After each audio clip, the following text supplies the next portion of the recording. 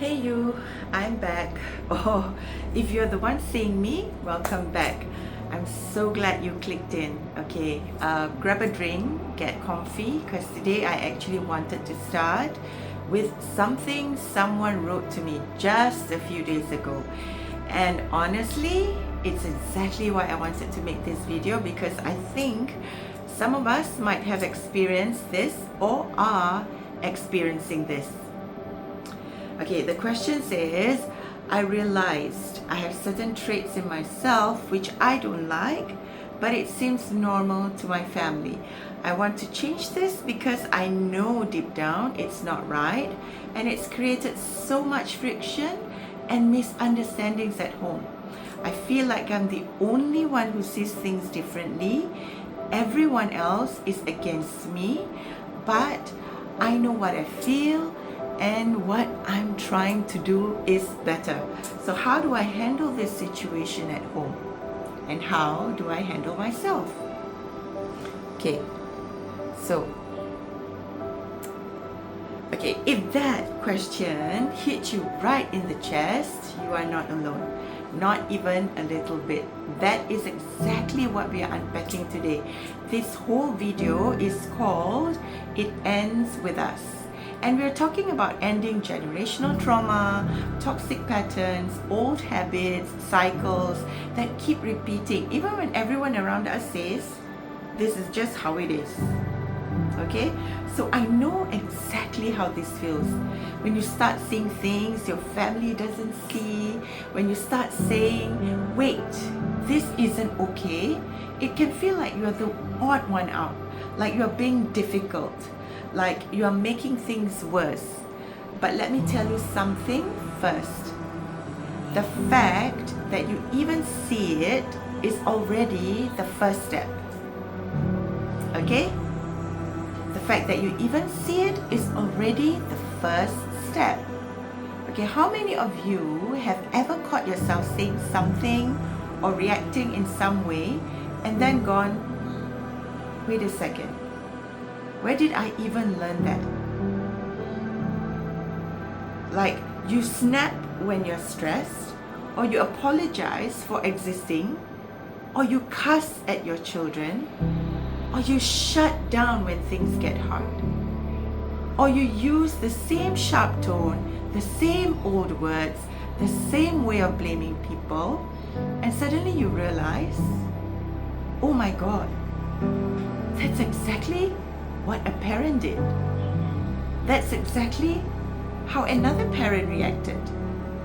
That's exactly how I was spoken to when I was small.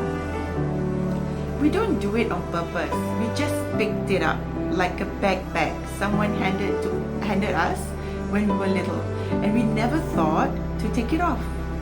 We just assumed this is just how families are, this is just how we love, this is just what we do, this is just how we educate or discipline.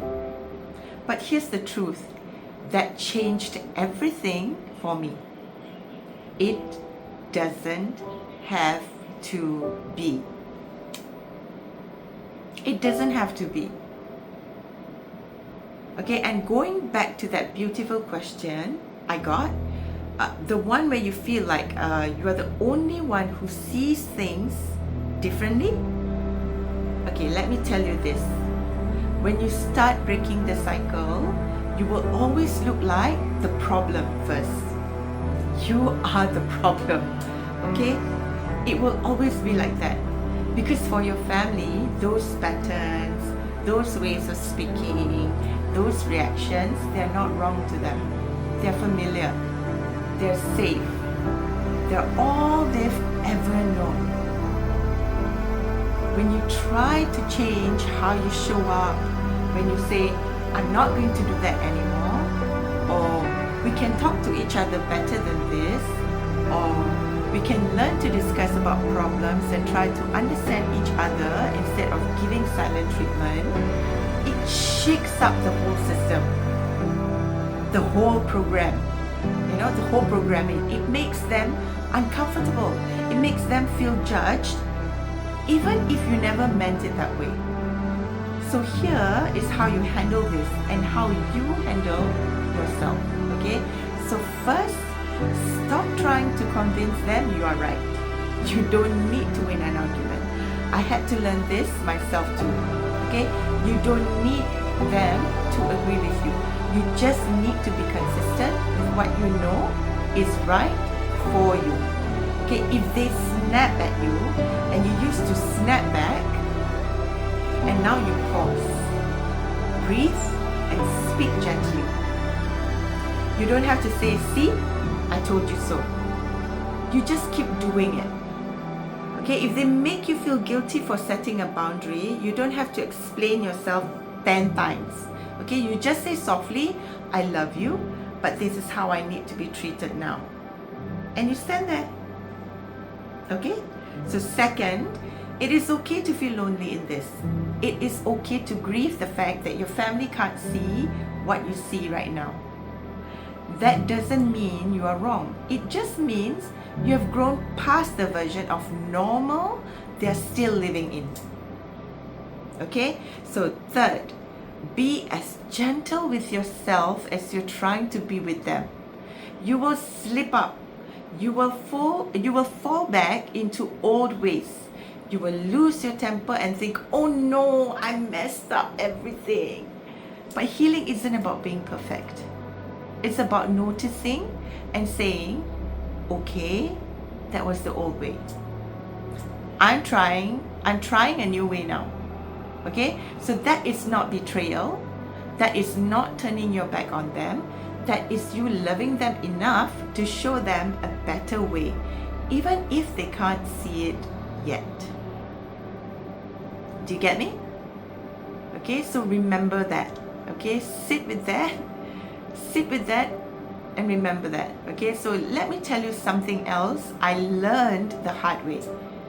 Healing isn't about blaming people.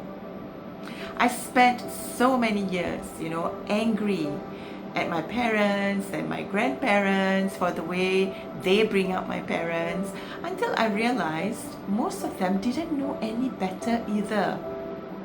My grandmother was taught to stay quiet and endure.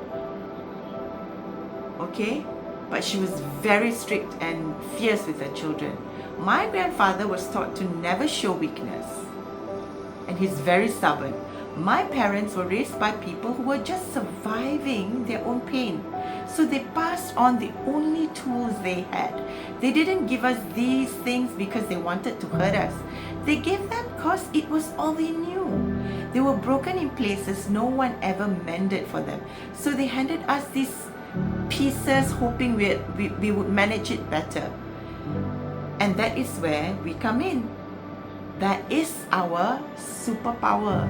We get to be the ones who stop passing on the broken bits. We get to be the ones who say, I see this, I feel this, I know how much this hurts, and I'm not giving this to anyone else. I'm not going to repeat this to my children. So what does this actually look like on a random Tuesday? When you're tired, triggered, or everyone's pushing your buttons. It looks like catching yourself about to snap and pausing and choosing differently. It looks like stopping yourself from shrinking just to keep them comfortable. Okay?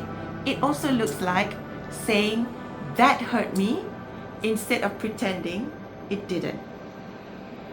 It looks like forgiving yourself instantly when you slip back into old ways. It also looks like knowing that loving your family doesn't mean you have to carry their pain or repeat their mistakes. I still do it. Just last week, I was so overwhelmed and I snapped at someone I love. I snapped at my son, for that matter. And immediately I thought, oh God, that's exactly how my mom used to sound when she was at her limit. And instead of hating myself for days like I used to, I just took a breath and I said, I'm sorry, that wasn't fair, and reminded myself, we are learning something new now. That's it. That's the work. 1,000 tiny little choices. If you have children, you're breaking cycles for them. If you don't, you're breaking them for the people you love, for the people who will come after you, and for that little version of you within you that's still waiting for someone to do better. All right? So, to everyone who feels like the odd one out right now, to everyone who knows something needs to change, but everyone says you are wrong, you're not crazy. You are not bad. You're just the one who woke up first. This cycle, this pain, this way of living, it ends with us. It ends with you. It ends with me, right here, right now. Lastly, to the person who asked this question, thank you for being brave enough to see it. Thank you for being brave enough to try. If this speaks to you, drop a love in the comments. And if you want to share one small thing you're choosing to change, or one boundary you're finally keeping, I am reading every single word. Okay, take it slow. Be kind to yourself. You've got this. Okay, see you soon. Bye for now.